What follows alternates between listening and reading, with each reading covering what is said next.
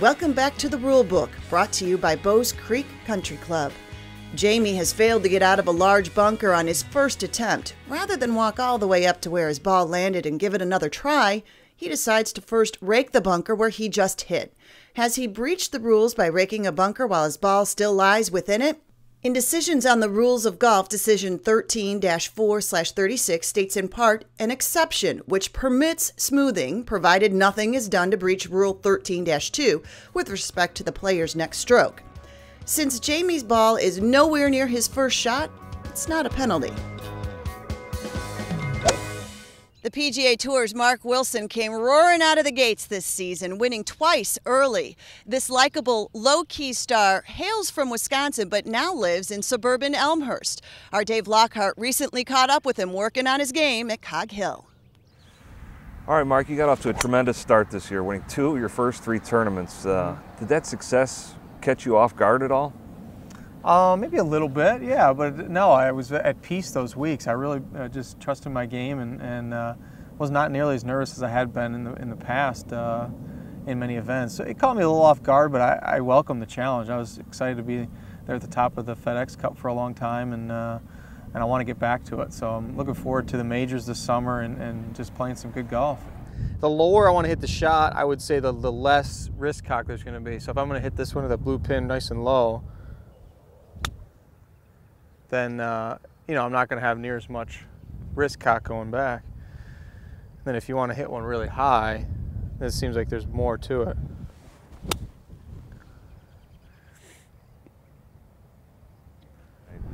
How tough is it to compete out there with these guys that are bombing the ball? I mean, you're not a big guy, but you're very accurate off the tee, and then you got these guys, Bubba Watson and Dustin Johnson, that are hitting at 300 every time. How do you keep it together mentally and compete with these guys?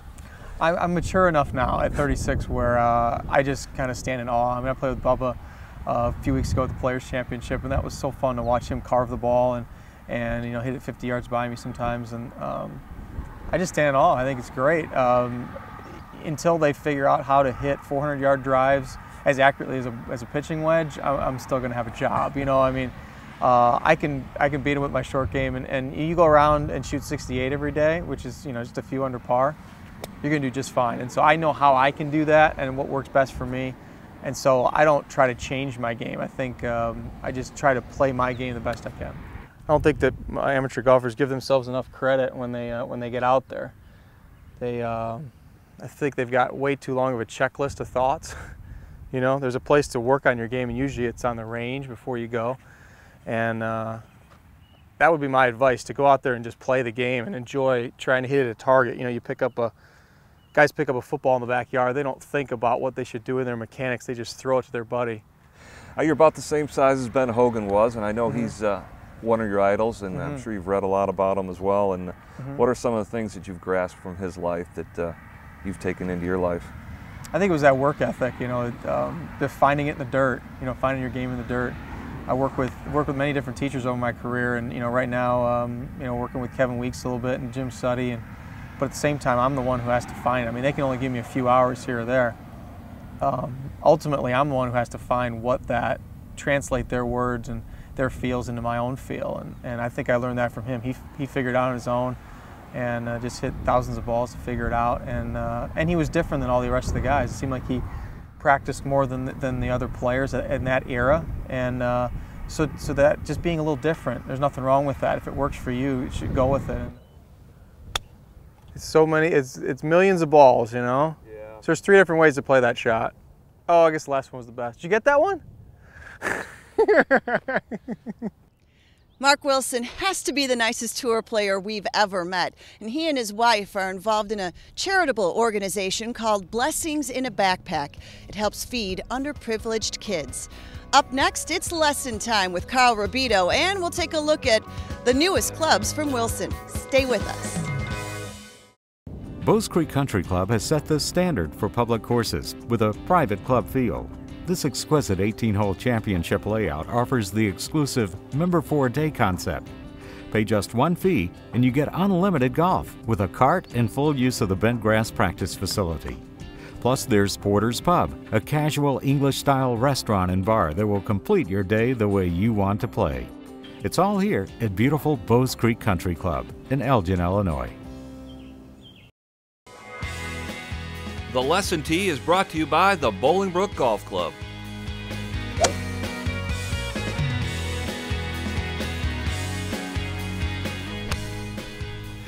Today we're going to talk about something fun, the release, how you're going to pick up more distance. Every time I talk about release or ask somebody about releasing the club, usually they think it's the rotation of the club face. That is not releasing the club. If you cast a fishing pole, when the pole and your arm go in a straight line, you've released the rope. That is releasing the club. So releasing the club is quite simple. It's just like casting. It literally is casting. So you're back here, you have to release the club. You have to cast it. Casting has gotten a bad name because typically people would throw it out, they would simply cast it the wrong place. One of the things that's very mysterious, a lot of people are of the opinion that your body creates all of the speed in the golf swing. If you just put the club between your legs and tried to swing like this, you can see how slow or how little speed your body can generate. 76% of the speed in a golf swing come from your wrist hinging and unhinging. 11% from your elbow. So 87% of the speed in a golf swing comes from your wrist and elbow hinging and unhinging. We must cast the club. So as you start down, simply decide where you want to cast it. You could cast the club upside down so it goes this way. You could cast a shaft so it's in a straight line, or you could cast it on this type of angle. Every golf club is designed with the grip in front of the club head, so it probably make more sense to cast it or release it on the angle it's intended. If you allow your wrist to undo, I promise you, you will hit the ball much, much further. Feel free to stop by Carl's Teaching Academy at the Bolingbrook Golf Club. Chicago-based Wilson Golf is a major player in the sport. Wilson's clubs have won more majors than any other, and the company's got some new clubs and innovations for 2011. The Business of Golf is brought to you by MB Financial Bank.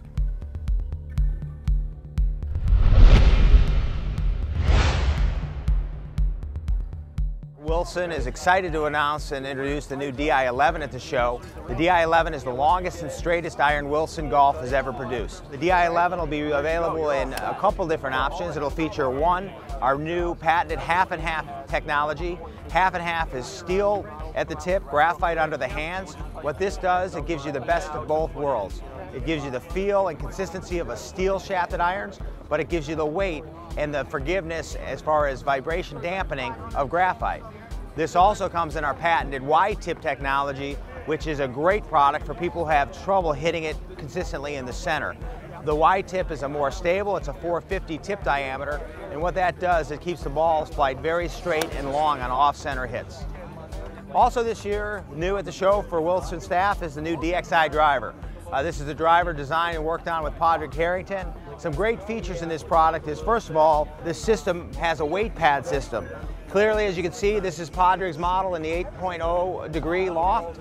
There are no weight pads. That's because the center of gravity is built up close to the face to give you a very low spin off the drive.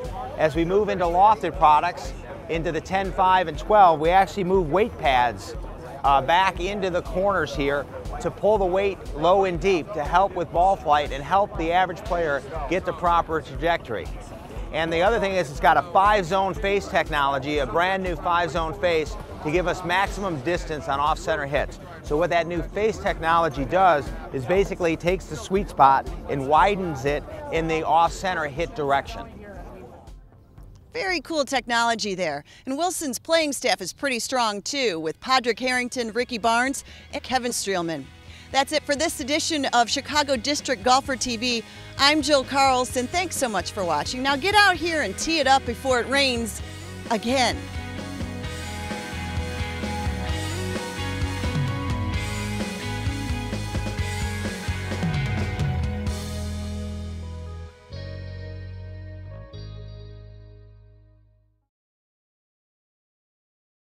Chicago was built on people like you and businesses like yours. Responsiveness, experience, stability. MB Financial Bank, celebrating 100 years. MB makes it our business to understand yours, providing financial solutions to Chicagoland's middle market companies. MB Red Checking, the personal account that pays you 4% APY. And Wealth Management, expertise in trust services, investment management, and private banking. With locations all over Chicagoland, MB Financial Bank. MB means business, and that's good for your business.